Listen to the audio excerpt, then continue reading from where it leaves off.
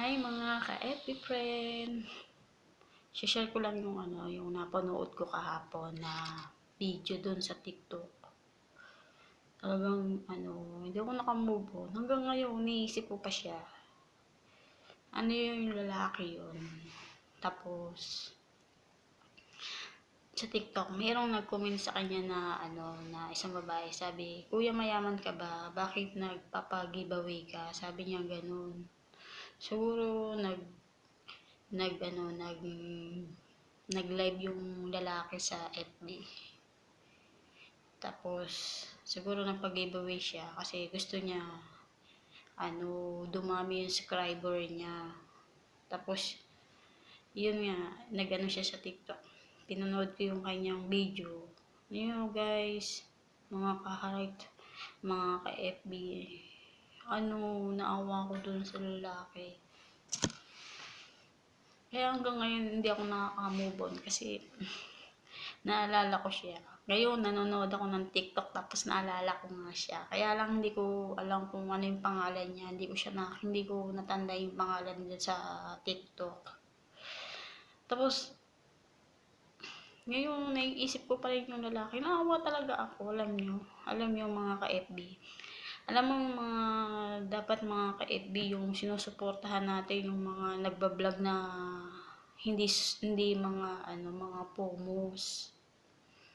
Kasi nakakaawa sila, 'di ba? Tapos siyempre nangangarap din sila na maging sikat, na makilala sila, 'di ba? Siyempre, 'di ba pag nag-vlogger ka, tapos may YouTube ka, may channel ka, siyempre kung marami kang subscriber, marami nagla-like sa iyo, 'di ba? Siyempre magkakaroon ka ng sweldo, 'di ba? Parang alam niyo, naiisip ko yung hirap pa lang na maging vlogger. Ako, alam niyo noon, iniisip ko na maging vlogger ako. Gusto kong magka-YouTube pero gusto ko baka naman wala na akong mag-subscribe sa akin. Kasi ilan lang yung mga friend ko dito sa FB. Tapos minsan di pa sila nagla-like, di ba? Tapos hindi rin sila nanonood ng mga ganyan. Kaya pero alam niyo, balik tayo dun sa vlogger na lalaki. Naawa talaga ako sa kanya. Hayaan mo, kapatid, pag nakita ko ulit yung video mo sa TikTok, ipopost kita sa FB ko. Tulungan kitang dumami ang subscriber mo, okay? Kaya pray ka lang, dasal ka lang. Nandyan si God para sa'yo. Mag-post ka lang na mag-post ng mga video mo. Malay mo, dumami yung subscriber mo, di ba? Kaya alin yung mga ka-FB, napakahirap po talaga maging isang vlogger. Gumawa ng mga video. Lalo na kung walang kwenta yung i-vlog mo, di ba? Katulad nito, walang kwenta. Hindi po, ginawa ko lang po tong video ko kasi naawa po talaga ako dun sa isang lalaki na nag-post siya sa TikTok. Tapos nagtitinda siya para lang meron siyang maipag-giveaway sa mga nanonood sa kanya. Tapos yung mga nanonood sa kanya, hindi siya kinasubscriber. Alam mo yun. Doon pala sa YouTube, pag nagawa ka ng channel mo, kailangan marami kang subscriber para magkaroon ka ng sweldo. Diba? Siyempre, tapos sabi niya, gusto rin niya makatulong sa pamilya niya, sa nanay niya. Alam niyo yun. Sana ang mga ka-FB, tulungan natin yung mga maliliit na nag-vlog. I-like natin sila, i-subscribe natin sila sa YouTube nila. Hindi man sila pomos, pero sana kahit like nyo lang, kahit yung subscriber nyo lang ang kailangan nila. Alam nyo, hindi talaga ako makamove on kasi naawa talaga ako dun sa lalaking nag-post dun sa kanyang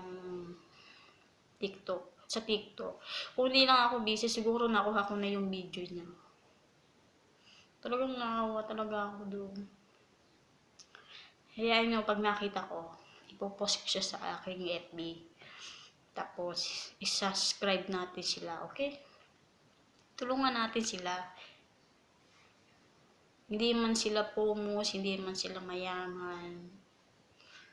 Pero sana, tulungan natin sila. Diba? Kaya ako, siguro hindi na lang ako mag-channel. Kasi wala naman akong friend. Walang mag-subscribe sa akin. Ginawa ko tong video na to kasi gawa ng lalaki talaga. Talagang hindi ako nakabump on sa kanya. Hanggang ngayon, kaya nga kanina tinitingnan ko sa TikTok kung nandun pa yung video niya. Hinahanap ko. Tapos kukunin ko yung pangalan niya, subscribe ko siya. Okay? Kaya sana mga ka-FP, pag may humihingi ng tulong, kahit isang subscribe nyo lang, tulungan naman po natin sila, di ba?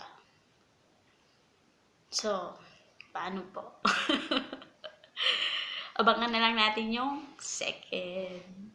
Sana makita na natin yung video ni kababayan natin. Salamat po at God bless po sa mga manonood. Kung may manonood. Bye-bye.